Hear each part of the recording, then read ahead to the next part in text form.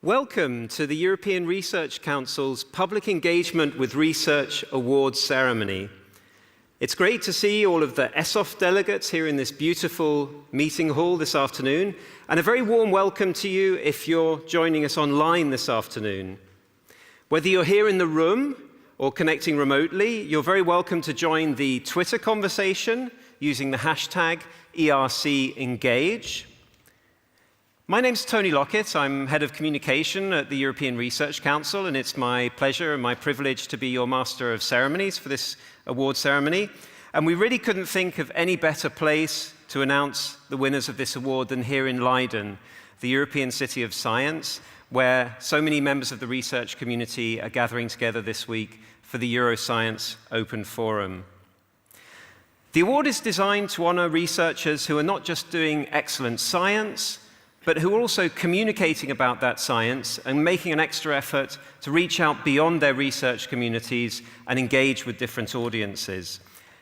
Back in November of last year, we wrote to our grantees, European Research Council grantees, and we asked them to submit applications in one of three categories.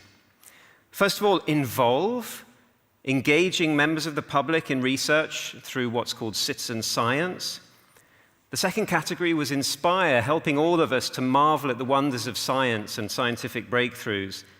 And finally, the influence category for those researchers who are building bridges between their work, the media debate, and policy making. And we were really delighted by the response in terms of quantity, quality, and diversity. We had applications from some 17 different countries, and from right across the broad range of science supported by the ERC, the social sciences and humanities, the life sciences, physical sciences, and engineering. So the jury that helped us to choose the winners we'll be announcing today had a really tough job. In addition to the winners they selected, they also put together a list of a total of 9 finalists, and we opened up a public vote about 10 days ago or so that the public could vote for their favorite amongst the 9 finalists. If you haven't had a chance to vote yet and take part in this public vote, you can still do so. We'll be keeping the voting open for another 10 or 15 minutes during this award ceremony, and you can do so using the QR code that you see on the screen behind me or the short URL. And we'll be announcing the winner of the public vote towards the end of this ceremony with the help of Professor Robert Dijkgraaf, the Minister for Education, Research and Culture of the Netherlands. But first of all, to kick things off, we have a video message to share with you from the European Commissioner for Innovation, Research, Culture, Education and Youth. That's Maria Gabriel. She would have loved to be here in Leiden for ESOF this week, but unfortunately she had other engagements. But she wanted to share a message with all of you for this award ceremony. So let's give our attention to that message right now. Dear government representatives, dear City of Leiden and organizers of the Euroscience Open Forum 2022 event, dear President of the ERC, dear Maria, dear European Research and Innovation community, ladies and gentlemen, thank you for the opportunity to express my strong support for the ERC's Public Engagement with Research Award. It is more important than ever to connect science with society. Scientists are knowledgeable fact-checkers to help strengthening trust across our society, which is at the base of our values and democracies. Research plays a central role in the Europeans' action plan on disinformation to help us tackling the spread of misleading information, particularly on social media. We need researchers to help us make sense of the rapidly changing world in which we live. By stepping out of their labs and sharing their insights, scientists can help improving our knowledge and take informed decisions. from vaccines to climate change, from artificial intelligence to biotechnology. I was inspired by the last edition winners, whom I virtually met in July 2020. Anna from Trinity College, Dublin, Konstantinos from the University of Birmingham, and Eric from the University of Utrecht, working on urban food sharing, exploring the links between science and art, and engaging with journalists and the public on plastic pollution. I'm now looking forward to discovering the winners of the second edition. I know we have high-quality applications. Let me congratulate the winners and send a big thank you to all the ERC grantees who submitted projects. You are setting a great example by engaging with audiences beyond your field of research. Your commitment to public engagement is a gift of your talent to each citizen, and I thank you for that. Now, let's open the envelopes and continue working together for science and society. I wish you a very fruitful event.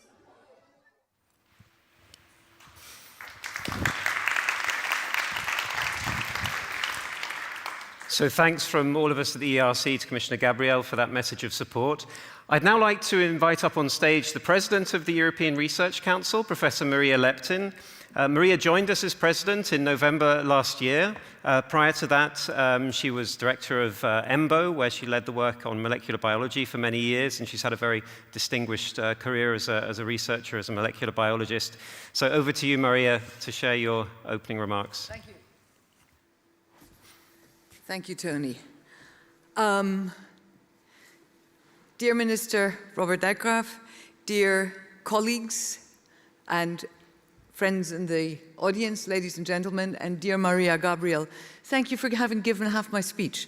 We seem to be on the same page about the issues we're talking about today.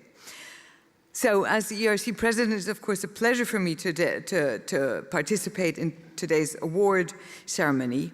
As I've said on other opportunities, science is, at its core, an attempt to understand the world. And the ERC is, of course, supporting excellent scientists from anywhere in the world, any age, from any field of research, including the social sciences and humanities, to do exactly that, do research to understand the world around us. No predetermined targets, quotas. The ERC provides substantial long-term funding of up to $3.5 million for up to 5 years. The only condition is that the researcher be based in Europe and willing to be adventurous and creative. This approach, as we've also discussed, can be confusing for politicians, for policymakers, administrators, who may be under pressure to deliver results in the short term. And of course, it's very tempting to be able to promise, we will solve the climate crisis, we will cure cancer. And it's much harder to say, we'll just fund scientists to work on whatever they like and to generate new knowledge. But the philosophy of the ERC is precisely that researchers themselves, the best leading researchers themselves, know best the most promising research areas and the best way of going about exploring them. So solutions can, after all, come from unexpected places.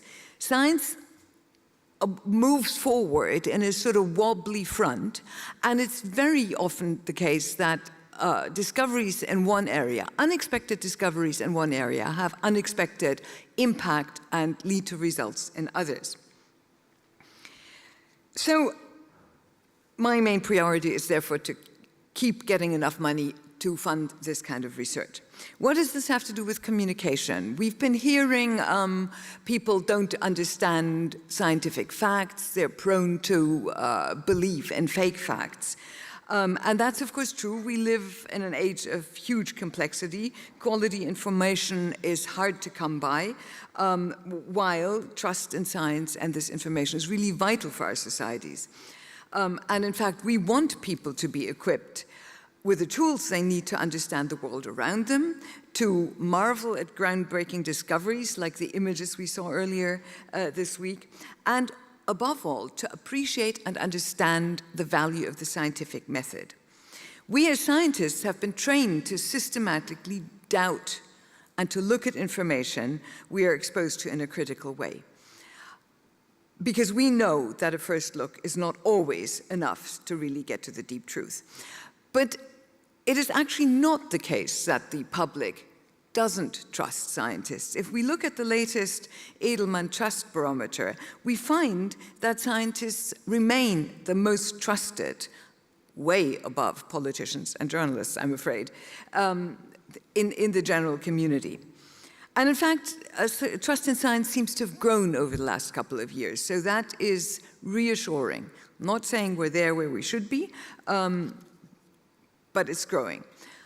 But nevertheless, we do rely on the public to understand science, and I also feel we have an obligation to be transparent about the way we do science and about the way we spend public money on doing that. And so it's for that reason that the Scientific Council launched this Public Engagement with Research Award, because of this belief that it's more important than ever for scientists and scholars to step out of their labs and lecture theaters. I'm always clear about not wanting to make that a duty. Not everybody's good at that. People may be shy or not speak well, but others are very good at that and do it.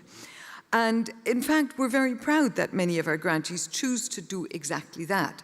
They engage with the public, with policymakers, with the media, in inspiring and innovative ways that we ourselves couldn't have thought of. So we'll discover and celebrate together several examples during today's ceremony. And I hope that these will serve as an inspiration for other ERC grantees, or also non-grantees, any scientists out there who wishes to communicate their work. And many of us do. We actually are excited about our work, so we like to talk about it. And maybe today's presentations will give inspiration on how to do that. So I would, as Tony said, there have been many applications. It's been a tough choice. And I would like to congratulate, therefore, not only the finalists and winners we will be honoring today, but also all of the other applicants who used their imagination, creativity, passion to communicate about their research. They're doing good for all of us. So I look forward to more of that in the future and to your speeches. Thank you.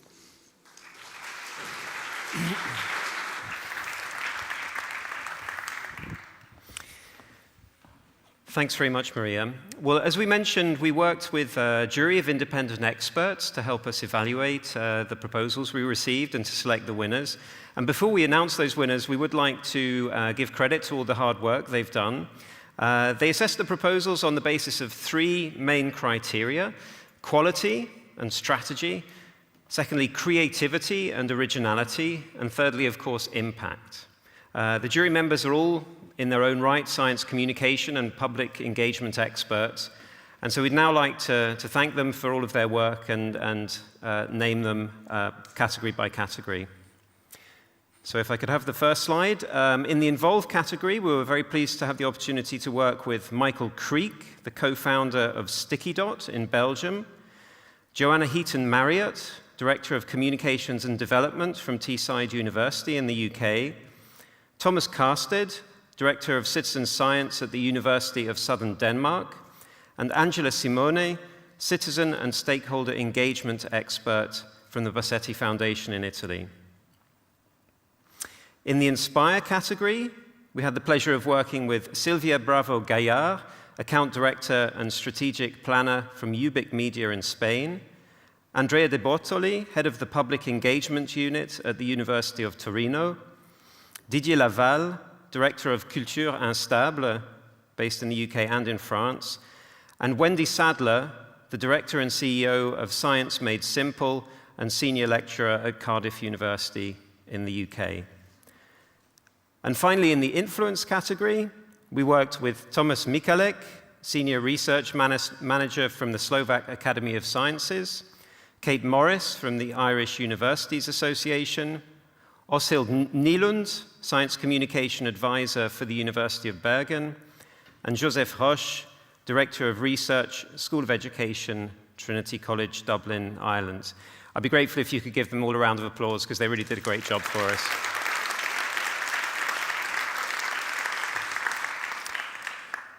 So, now it's the moment that we've all been waiting for. And to help me announce the finalists in each category and the winners, I'd like to invite Professor Evelien Kroner to join me on stage. Evelien is professor at Leiden University, as well as the Erasmus University in Rotterdam. Her own research is a wonderful example of public engagement. She works especially with young people and teenagers. She's vice president of the ERC Scientific Council, responsible for the social sciences and humanities domain. And she's really been a champion for this award scheme in our scientific council, and it's been great working with you. You'd helped moderate the work of the jury in selecting the winners. So welcome on stage, Evelien. Thank you, Tony. Such an exciting moment. Great. Okay, so what we're going to do is I'll just read through the finalists in each category, and then Evelien will share with us the breaking news about the winners. Okay? Sure. So I don't have my snare drum with me, but if you can imagine a drum roll. Right on cue. In the involved category, the finalists chosen by the jury were Antonio Assin from the Institute of Photonic Sciences in Spain, Roberta D'Alessandro from the University of Utrecht in the Netherlands, and Mariska Kret from the University of Leiden, just close by to here in the Netherlands.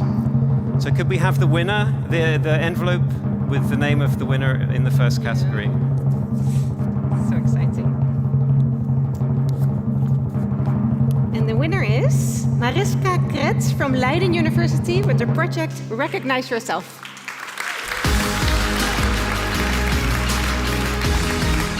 So, Mariska, if you can come to the front. So the team of Mariska took on a risk and a challenge to place live research into the public view at an unexpected venue, namely a zoo. The activity showed a strong engagement strategy developed with experts and a creative approach throughout, also involving an artist and input from school children. And the lab on wheels, which allowed the engagement to occur beyond zoos in one of the highlights, as were dedicated events at the zoo and a photo competition. So that is really fantastic and amazing. I'm so happy that I can now also give you your special award. There we go. Well, thank you. I'm really honored, and I would like to thank the jury and the organizers for this wonderful event. Thank you.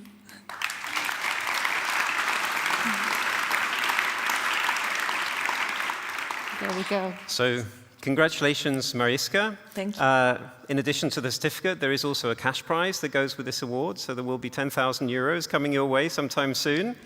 But I'm sure we'd like to hear a little bit more about your research. You've tried to measure something that's really quite difficult to measure, which is emotions in great apes. Can you explain a little bit about your research? Yeah, sure. I'm happy to explain. Yeah, so in my research project, I study emotions in great apes living in zoos. And there's not one day that passes by without us experiencing emotions. And we're not alone in that. Great apes are sentient beings. They have emotions, express emotions, mimic the expressions of conspecifics. And in my research, I see many similarities, parallels with how humans do that. But I also see species-unique differences. And what I'm trying to do is to step away from my human bias as much as I can. Because if I wouldn't do that, I would miss out on all the emotions and expressions that great apes have, but that we don't have. And, well, intuitively, I already knew for a long time that apes have emotions. So as a child, whenever looking into the eyes of a great ape, I was always wondering what goes on in their mind. What do they think? What do they feel? And it's not just their beautiful eyes. Some of them have bright orange irises, others have eyes that are very similar to ours. But it's more the expression in them of emotion, intelligence, personality, of knowing, really, that sparks this question. And trained as an experimental psychologist, I'm used to look one layer deeper than what can be observed by the naked eye. So I'm looking into brain and bodily processes when experiencing an emotion or when perceiving an emotion in another individual. And I'm now applying this knowledge to the study of great apes. So imagine, for example, an orangutan sitting behind a computer screen and observing other orangutans expressing emotions. Does he recognize the emotion? Does he recognize the facial expressions, bodily expressions? What does he look at exactly? Does he mimic the expressions? So it's the apes themselves that decide whether they want to participate or not. So basically all I do is I switch on the computer screen and I wait and see what they decide. One challenge, big challenge in my research is that I can never measure emotions. I can never enter the mind of another individual, be it another human or another ape. But by combining different technologies, I can approximate emotions. And that's what we are aiming in my research. Thank you. Sit down. Thanks very much, Mariska. So now it's time to move on to the second category, Evelyn. Great. So that seemed to work quite well for the first one. Shall we do the same drill for the second? Absolutely. Okay. So in the Inspire category, the finalists selected by the jury were Craig Morgan from King's College London, Artur Obluski from the University of Warsaw in Poland, and Jonathan Tennyson from University College London in the UK. Could we now get the envelope to discover the winner? Thank you. So in the category Inspire, the winner is Jonathan Tennyson from University College London for the project Orbits. And my understanding is he will be represented by Mark Fuller.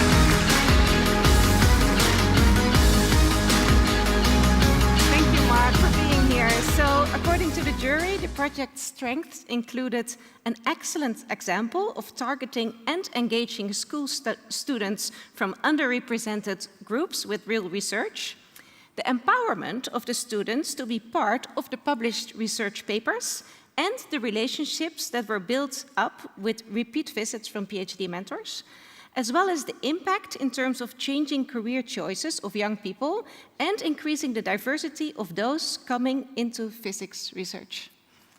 So we will now have the opportunity to give you the award. Thank you. There you go. Thank you. Again, our photographer is over here.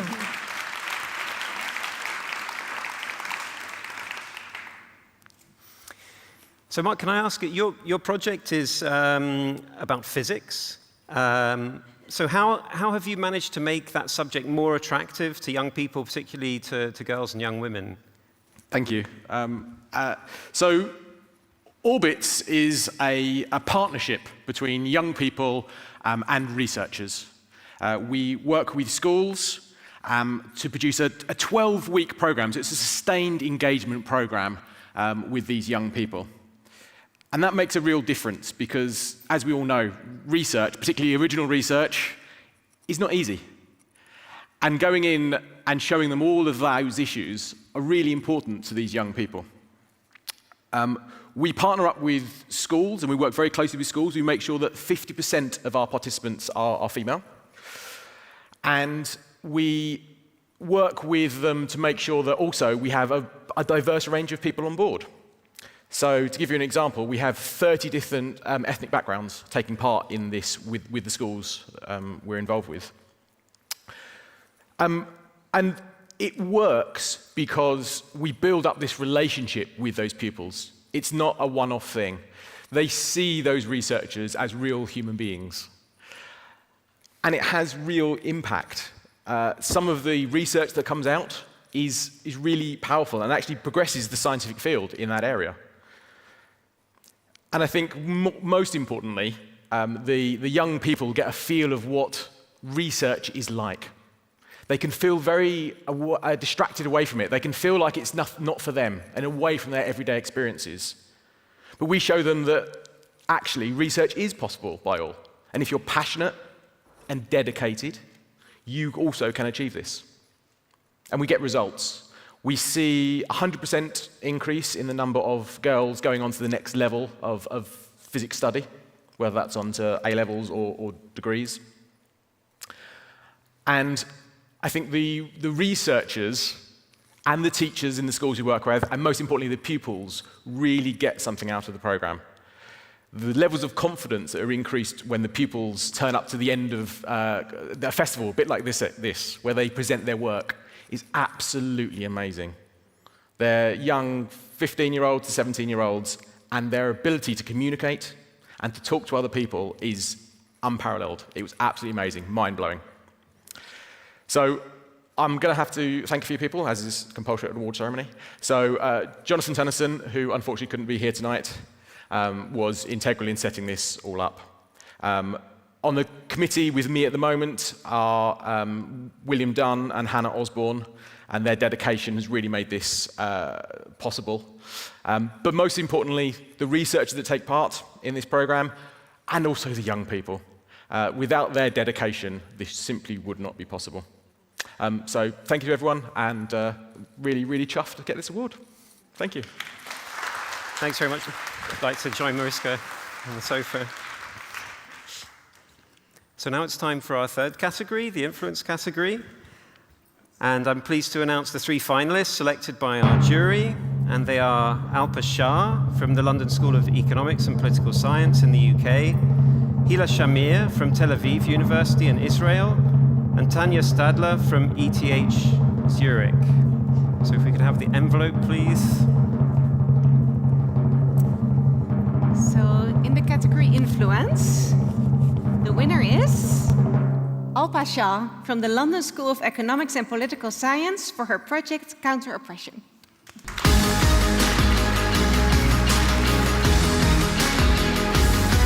Fantastic, Alpa. So according to the jury, the project's strengths included a clear public engagement goals of improving public awareness about caste oppression in India.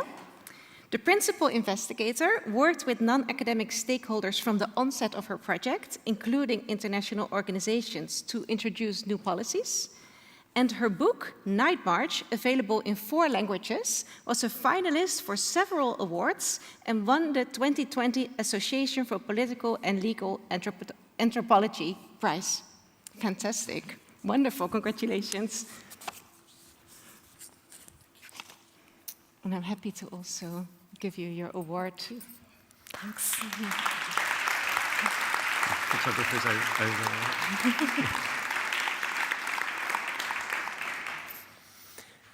Thanks. Shall I hold it for you? Thank you. So that you can give your pitch. so much. So, Alpa, congratulations. Thanks, Tony. Your project looks at a specific dimension of Indian society and the way in which the benefits of economic growth have been experienced by different social groups. Can you tell us a little bit about your research? Yeah, sure, thanks. Yeah, it's actually a global story. So I led a team of social anthropologists to explore the impact of economic growth on some of the most socially marginalized and poor people in the world.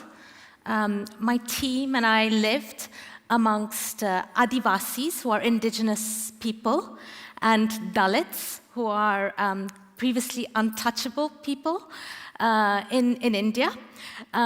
We lived for more than a year and a half amongst the local communities in different parts of the country to explore from the bottom up what one of the fastest growing economies in the world, how this growth was being experienced by some of the poorest people in the world. 1 in 25 people in the world are Adivasis or Dalits.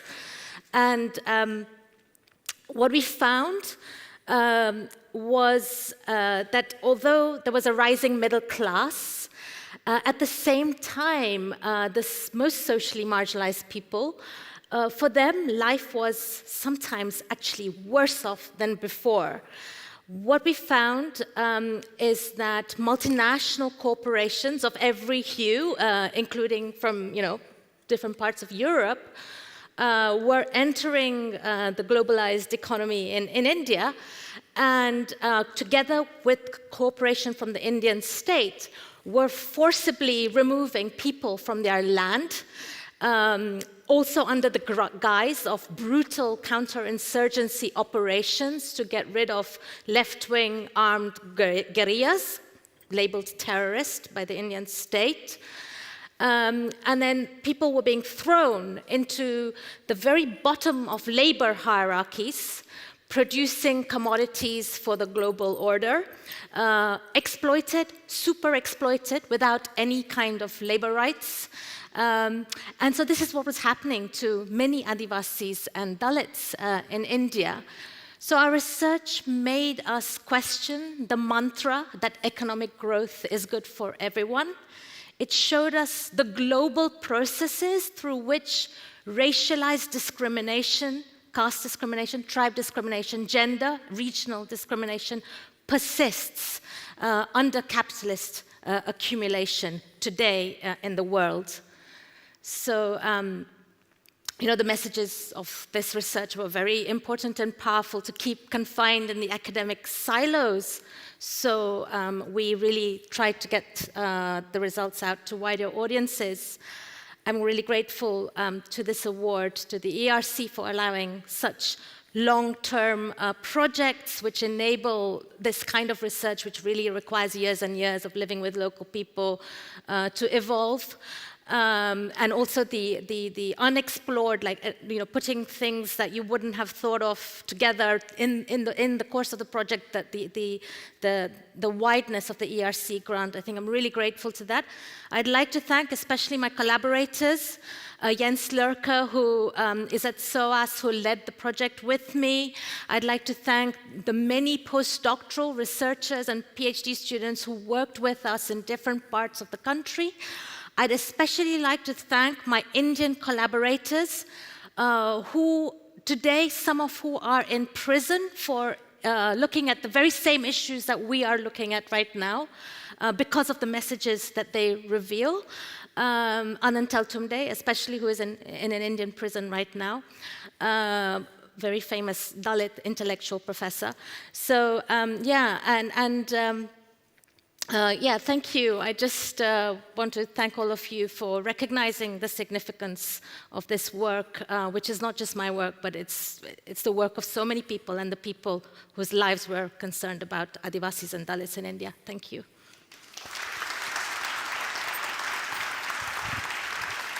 Thanks, Alka. Thanks very much, Evelien. It's a pleasure doing that together. It's now a huge honor to welcome someone who doesn't really need an introduction, at least to the domestic audience here in the Netherlands. It's Professor Robert Dijkgraaf. Professor Dijkgraaf has been the Minister for Education, Culture and Science here in the Netherlands since the beginning of this year.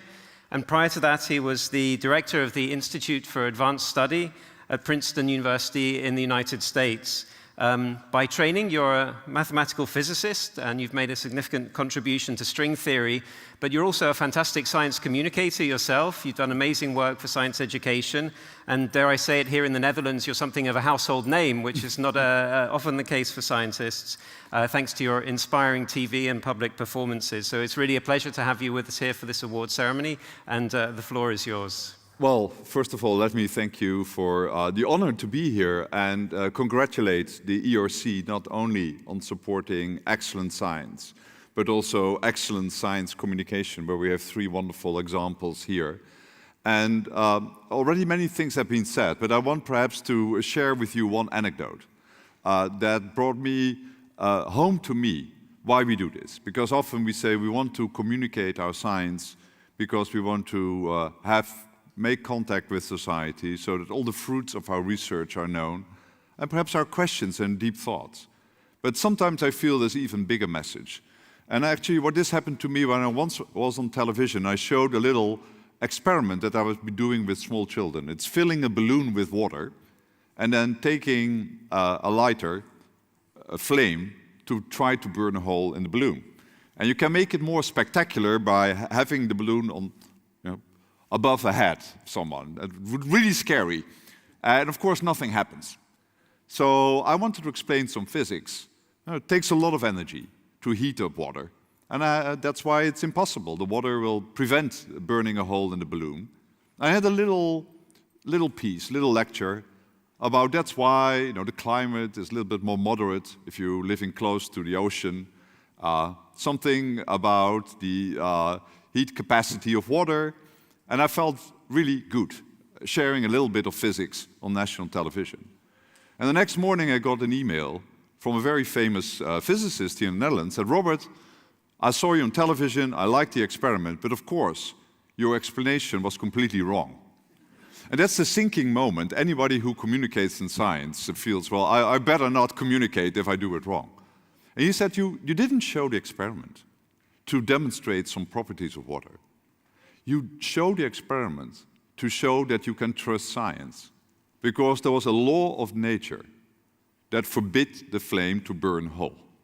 And I think this bigger picture I've completely forgot to explain, but for me actually that was the moment that I was aware that actually just as we are doing scientific research, we know there's this vast open ocean of new facts and insights and ideas to be explored.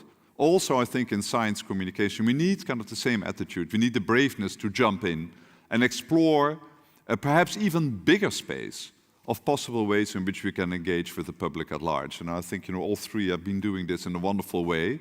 So I'm just happy to add to all the congratulations and thank you and thank the ERC for these wonderful prizes. And I feel I can now play a role of a talk show host. That would be wonderful. Yes, Would you like to join us in the, yes, I do. in the ERC living room? It's, I think it's the highest form of communication to be talk show host, because I had actually a few questions for of the prize winners. So if I'm free to do so. You're absolutely free to do so. Now, perhaps to start with you, Mariska. I mean, you didn't explain that well, but you've been quite adventurous by showing your research both in the zoo where visitors can interact, but also traveling around the country, interacting with school classes, etc. And apart from sharing your insights, I was really wondering, what did these interactions do with you? Because it's so. One of the lovely things of engagement, it's a two-way street, right? So were there any kind of surprises in your own research? Is there anything you research right now that's a reflection of your public outreach? Yeah, of course. Yeah, thanks for your question. I think what really gave me inspiration is to see people engage in research. So you can of course talk about your research and explain people what my project involves. But if I could invite you to take part in my experiment and do the things that the great apes are doing, and then find out that you perform worse, that is really, then you get the message across. Then you think, those apes are really intelligent, and was there a little maybe I should part of your mind that was both, looking at the great apes and looking at the participants and somehow reflecting on both? Exactly, and seeing the immediate reactions of the people, that I found really inspiring, and also the questions that they come up with. Sometimes, if you're into a topic very deeply, you're in it too deep. But if you're not, you can ask different questions. So can you give an example of a crazy question that came up from... A crazy question? Yeah, okay. So for example, I was really interested in pupil size. So emotional expressions you can express by the face and by the body. But I also found that our pupils dilate when we become emotional. And I was really looking into the pupils. And then my grandmother just asked, why do you care about pupils? And then I really had to take a step back and think again, why am I doing this? And that's the questions that... one thing I often feel is that, certainly as scientists, we know so well, scientists and scholars, what we want to explain. But then the question, why we want to do this. Certainly if you start from scratch, which probably your participants do, that's a really tough question to answer, isn't it? Yeah, definitely, yeah. Mark, can I ask you, because one thing, I was very much touched by the how inclusive you wanted to make the interaction, and you said, interacting with a very diverse group of pupils, of students. And you said, luckily, we also had a very diverse group of people who could do these interactions. But I was wondering about the messages. Was there also a diversity of kind of methods and stories? And because often I think, we might be confused by thinking, oh, there is a best way to do so, but perhaps there are many paths. So can you say something about that? You know? Yeah, I mean, each Orbits project, and I think what makes us slightly unique is the way that we really trust the researchers to, you know, they have such in-depth knowledge of what they're doing. And we really let them run with that. And then we give them the framework in order to be able to explain that and to be able to work with other people. And these young people who, again, don't have experience of this, don't have experience of what research is like, and giving them that impression that there's no right answers yet. Yeah. You know, we've got to work through, and we've got to get to a point where we understand it in more detail. And I think that's the real moment, actually, where you get them, where they realize, actually, their teachers and these researchers that they may look up to don't have all the answers. And I think that's the real moment there. And I think it doesn't matter how you get there. And seeing all the missteps and the foibles and all those things that happen in research, I think is really, really important. And are you somehow collecting, because these are all like different tools, you know? So I think often probably we needed more like a toolbox than just a hammer, right? to hammer down our points. So is there some way in which you can almost like scale up this, that, you know, share that diverse set of tools that you use to reach, perhaps, and I want to hear your thoughts about that too, because, you know, some students are more difficult to reach than others, right? And it's very easy for us, perhaps, to do the easy 10% or the easy 50%. Yep. But there is another 50% that, you know, is very difficult to reach. In terms of that second point, we actively work with you know, underrepresented groups. So that is our target audience. So I think from the ground up, we've always had the possibility to scale up faster.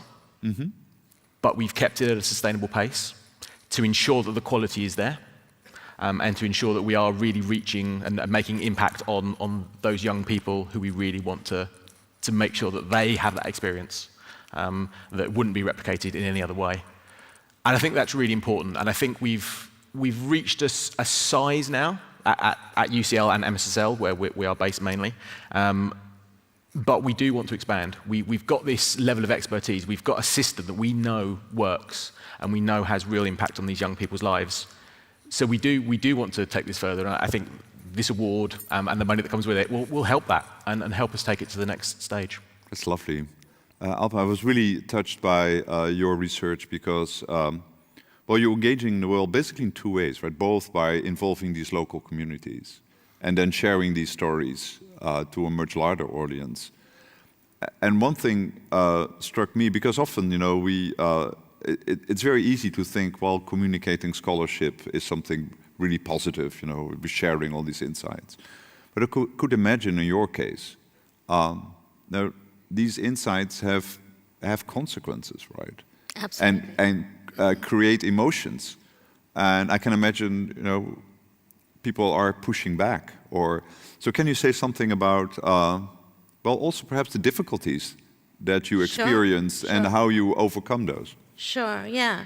I think in our case, when you're talking about multinational corporations and a very repressive state and how those are impacting some of the poorest people in the world, this is information, this is knowledge that is not only silenced to an international audience, it is being silenced within the country. As I said, many of the people who are working on similar issues are now in prison in India, right? And we see these processes, it's not just India, it's in many parts of the world. So in this context, I think it's very easy for us as academics to keep our knowledge within the academic confines of our universities, with very scientific journals, within very scientific publications. But I think I very, very severely felt the ethical burden of the messages of the research that they need to get out to as wide an audience as possible, because they're about changing people's minds around what is terrorism, changing people's minds about the kinds of racial prejudices that they have and that they're perpetuating, sometimes even unknowingly. So I think I went that kind of further, that step further, many steps further, then I would have, than many people would have in this situation to try and curate. We curated a public exhibition which traveled across Europe. I wrote a book which was trying to make my scholarly conclusions on this terrorist counterinsurgency operations available to a wider public without dumbing down the scholarship. You know, Night March you mentioned. And there were consequences. The consequences were, I was told in the university, don't do this, you know, creative writing, it's like uncharted territory, you know. I was, you know, whether I would be able to return to India and do research when, you know, the people I was talking about were being persecuted, when people doing work like myself were being persecuted. So there were all of these consequences, very serious consequences to think about. But ultimately, I felt that what is the point? What is the point of keeping this knowledge confined in the silos? It has to reach public audiences. It has to change policymakers' minds. We have to. So we worked with NGOs, international organizations, the ILO, they did their first report on structural discrimination in the world of work, not only in South Asia, but taking over the messages to the Middle East and other parts of the world. So it felt, you know, I mean, we've received all of this public money, this extraordinary resources, and it's our responsibility in Europe to be able to, you know, work in solidarity with colleagues elsewhere who are being persecuted for the same kind of work. Can I take that theme, and perhaps I want to hear all three your views on this, which is, as you said, you know, sometimes research results make a big impact, but they're not always welcome because they might have consequences. And of course, we have seen this over the past few years, you know, with the pandemic, with climate change. Now, the topics that we all feel so important to communicate, but now there are certainly parts of society that are, so to say, pushing back. Yeah. And I think we're all struggling with that. You know, I think as a scientific community, we don't want to hold back, but we are searching for ways to, in an effective way, engage also with those groups and societies that, you know, might be actively not engaging. So absolutely. So perhaps your side, and then also want to hear what Mark and Mariska say about it. So I mean, any lessons here? Yeah, I think I mean, the lessons. I mean, you have to be very confident about what you're doing. You you know, have collaborators outside of the academia that you work with to get your messages out. And, you know, be very, very, I think, stick to your scholarship and make that accessible. Don't dumb it down. I think in my case, that was really important. So I wrote this book, Night March, which, you know, I was very worried. How is it going to be received? Am I going to be seen as a terrorist writing this book, which is trying to show why people join an organization that has been called terrorist? And I thought maybe it'll be really badly received, especially in India.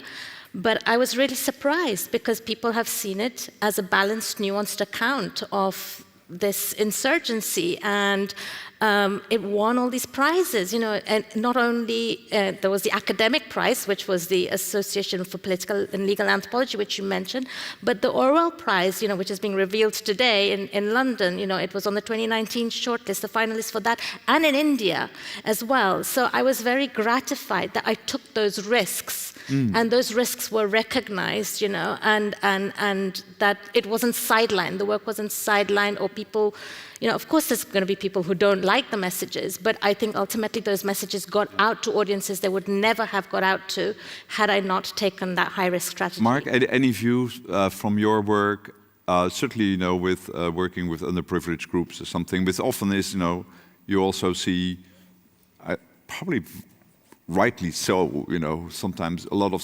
skepsis and distrust of science. So how to reach those pockets? Any lessons for us? I think in working with these young people and doing some research with them, which has all the scientific methodology in it, it opens their eyes to questioning. It opens their eyes to not just believing the first thing that comes to them. And I think that's really incredibly important. But also, I think there's a certain level of, in some of the academic community, where how can these young people actually contribute? How can they do something? And I think there's a big risk there.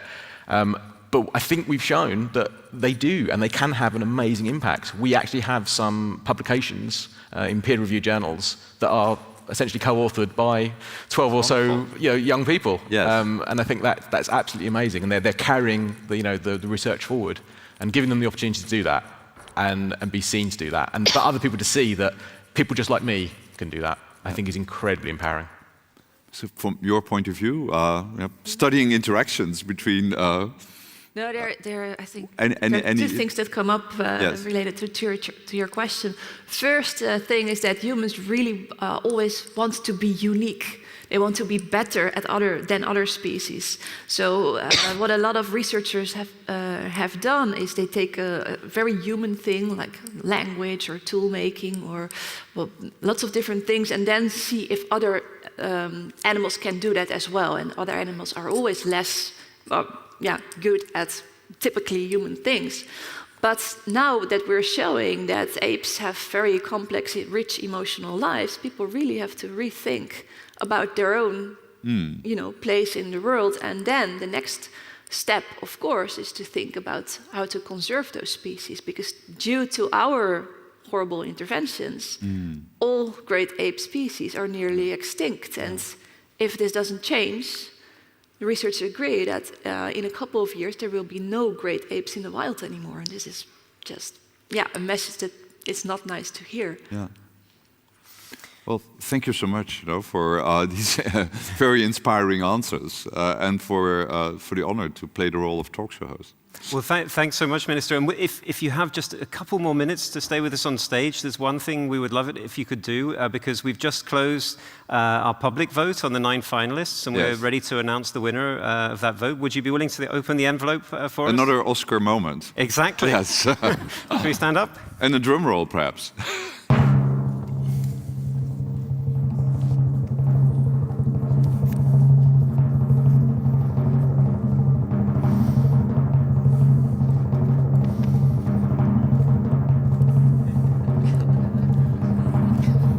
I can, yes. Well, great pleasure to be speaking with Alpa, Mariska, and Mark. And I also would like to congratulate the 6 other finalists who were selected by the jury: Antonio Yassin, Roberto D'Alessandro, Craig Morgan, Arthur Oblonsky, Hila Shamir, and Tanya Stadler. And now it's my pleasure to announce the public's favorite among all the finalists. And the winner of the public vote is Arthur Oblonsky of the University of Warsaw. Thank you. Yeah. Apparently, this is a hybrid event, and thanks to the miracles of technology, we actually have Arthur here on the line. Would you like to say a brief word to Arthur and congratulate him? Arthur, congratulations. I hope you can see and hear us. This is a very exciting moment. Congratulations. And if there is a brief moment to say a few words about your research, I think that would be most appropriate. Right. First of all, I would like to thank the ERSA for setting up this competition, because I think the engagement of wider communities is really important for research that's not only in my discipline, archaeology, but in all disciplines. I must say that I would like also to congratulate all the finalists, and especially the winners. And I would like to highlight that this is, despite the fact that the awards are individual awards, it was the whole team that stood behind me, and they trusted me and they followed me in this project, and I wouldn't be here and I wouldn't win this competition without them. And in the background, you see Tomomi Fushia, who was really the leader of this project in setting everything up. I think that the fact that we won this engagement competition is, I think it encourages me to carry out the not a very easy way in doing archaeological research. Because if you look at archaeology now, we archaeologists who are working abroad in mostly in underdeveloped countries, we go to this country, we excavate, we bring the results, and this is something that Alpa really touched upon, that scientists keep the results for themselves, right? So can you imagine that me as an archaeologist, I'm going to Sudan, I'm recovering the history of this country, and I publish the history of this country in a language that most people in this country don't speak. So this is why we started to engage with local communities, but also political actors on various levels. And I would like to thank the communities of local communities of Sudan that trusted us, that we are not there to somehow trick them, but we are really there to help them. And we are trying to build the sustainable development around the heritage that we are excavating.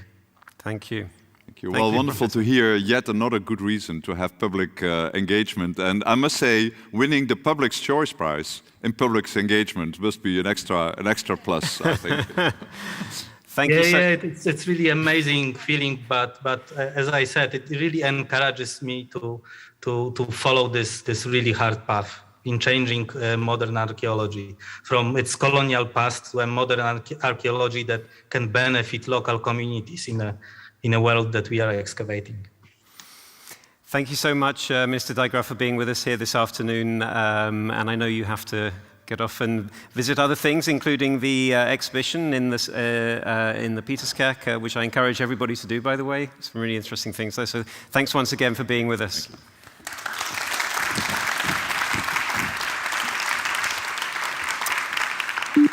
So it's now time to bring this award ceremony to a close. Thank you so much to all of you who've joined us here in the room in Leiden, and also everyone who's been following us online. You'll find further information about all of the 9 finalists, the 3 winners, and their projects on the ERC website. And please do continue to participate in the online conversation using the Twitter hashtag ERCEngage. A word of encouragement to all of our grantees. Please do continue the great work, sharing your stories and engaging the public in your research, because we'll soon start discussions with our scientific council about a possible follow-up to this award. So stay tuned. You may be the ones to be honored the next time around. And for all of you here in Leiden in the room, you're very welcome to join us in the Brézaal upstairs in just a few moments, where we'll be having a networking reception and we'll be hearing some welcome words from Scientific Council member and Nobel Prize winner Professor Ben Feringa. So that's all for this time. Thank you very much for joining us and enjoy the rest of ESOF.